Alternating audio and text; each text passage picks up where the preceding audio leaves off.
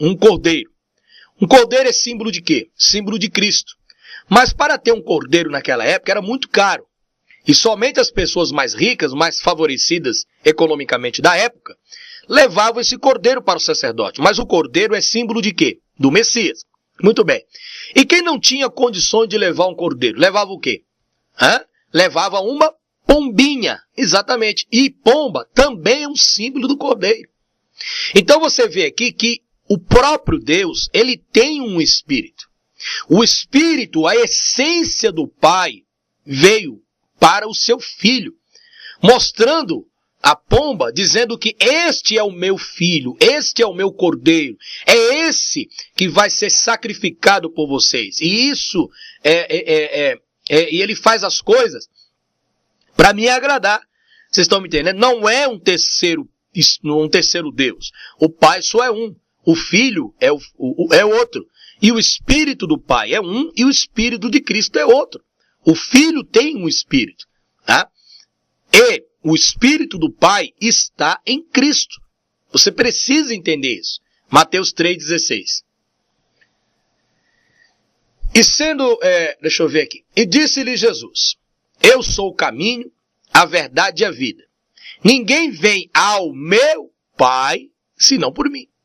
Se vós me conheceis a mim, também conhecereis a meu Pai. E já desde agora o conheceis. Mas por que desde agora o conheceis? Porque as pessoas estavam vendo ele. E o tendes visto. Olha aí. Então ele está se dizendo que é Deus? Não. Por que ele está dizendo aqui, ó, agora o conheceis e já o tendes visto? Por que o tendes visto? Porque vocês estão vendo a semelhança do Pai. Eu sou a semelhança do Pai. Disse-lhe Filipe: Senhor, mostra-nos o Pai. O que nos basta? Disse-lhe Yeshua: estou há tanto tempo convosco e não me tendes conhecido, Filipe? Então as pessoas pegam esse texto afirmando que o Cristo está dizendo que é o próprio Pai. Mas nós já vimos em versículos anteriores que ele sempre está dando a honra ao Pai. O Pai é maior do que ele. Quando ele diz, Filipe, estou há tanto tempo convosco e não me tendes conhecido, isso significa que o próprio Pai está em Cristo, em essência, em espírito. Agora o que ele diz? Quem me vê a mim,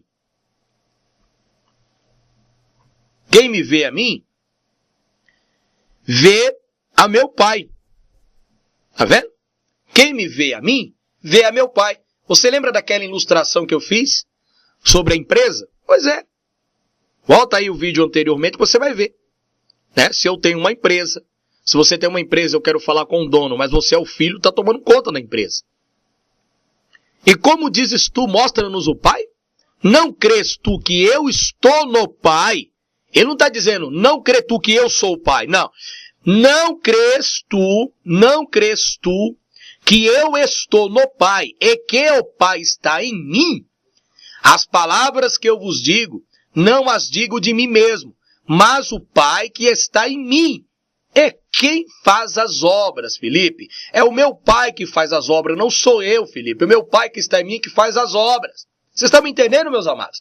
Então ele está dizendo, está afirmando categoricamente que ele não é o Pai. Senão o texto está dizendo aqui, ó, as palavras que eu vos digo, não digo de mim mesmo, mas o Pai que está em mim. Ele está dizendo, olha, senão ele diria o contrário. Ele diria aqui, ó, as obras que eu faço são obras minhas, porque eu sou o Pai. Não, ele está dizendo que o Pai está nele.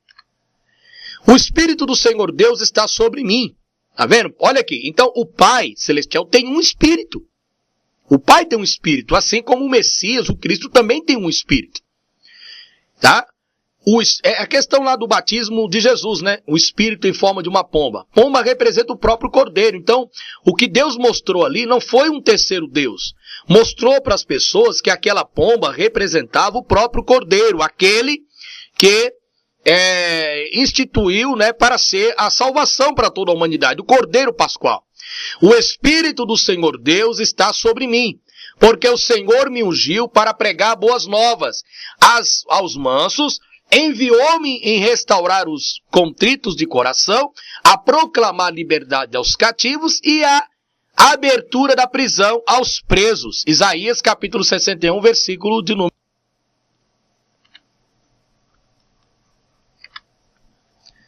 Mateus capítulo 12, versículo 32. E se qualquer disser alguma palavra contra o Filho do Homem, se-lhe-á perdoado. Mas se alguém lhe falar contra o Espírito Santo, não lhe será perdoado, nem neste século, nem no futuro. Mateus 12, 36. Aí você fala, poxa vida, tá vendo aqui? Então o Espírito Santo é uma outra pessoa. Não, é o próprio Filho. Veja o que diz a maioria dos livros, somente nas edições pentecostais das igrejas evangélicas, eles afirmam que esse texto de Mateus 12, 32, esse texto de João 5, capítulo 5, versículo 7 a outro, esse aqui foi acrescentado. Tá? Esse foi modificado, Mateus 12, 32. E esse aqui foi acrescentado. Esse 1 João 5, 7 e 8, esse trecho não existe nos originais.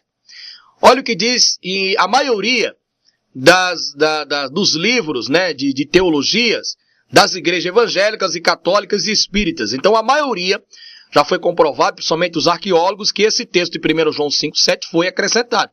Porque aqui você pensa assim, ó, e se qualquer disser alguma palavra contra o Filho do Homem, se-lhe-á perdoado. Mas se alguém falar contra o Espírito Santo, não se-lhe-á perdoado, nem neste século, nem no outro.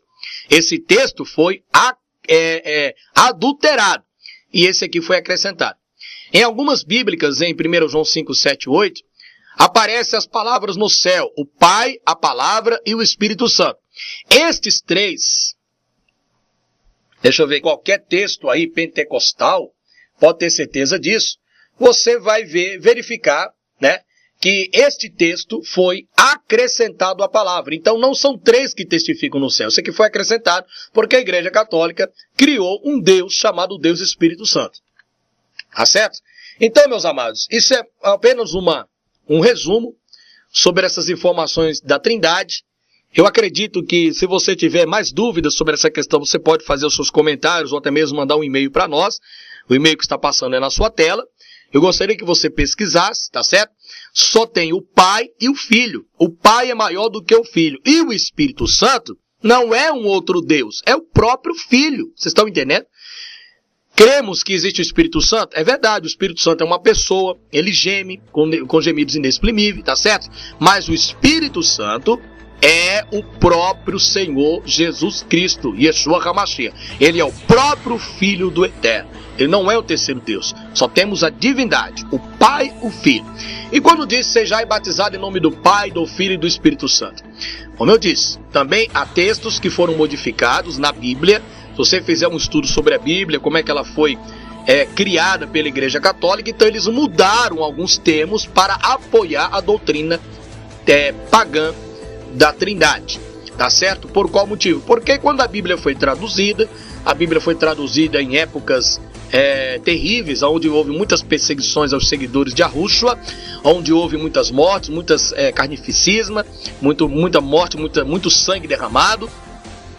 E é importante você notar também que havia em Roma uma série de deuses pagãos. Então eles começaram a fazer de acordo com a religião de Constantino, que é o cristianismo.